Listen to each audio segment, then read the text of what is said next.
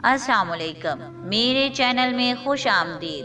میرے چینل کو سبسکرائب کریں تاکہ میری ہر ویڈیو آپ تک پہنچ جائے۔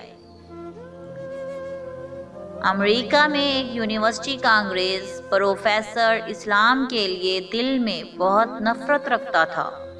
اس نے ایک دن مسلمان طلبہ سے سوال کیا کہ تمہارا خدا قرآن میں کہتا ہے کہ آدمی کے سینے میں ایک دل ہوتا ہے، عورت کا کیوں نہیں کہا؟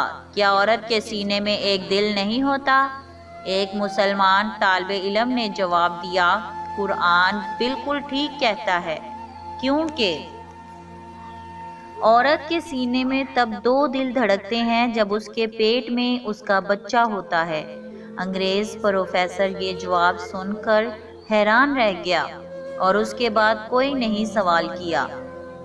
اور الحمدللہ قرآن پاک میں سچ کے سوا کچھ نہیں۔ پیارے بہن بھائیوں، میں یہ نہیں کہتی کہ امریکہ یا کہیں اور دوسرے غیر مسلم ممالک میں تعلیم حاصل کرنے نہ جاؤ، بس اتنا کہوں گی، قرآن، سنت اور احادیث کو مضبوطی سے تھامے رکھو گے تو کوئی بھی آپ کو گمراہ نہیں کر سکتا۔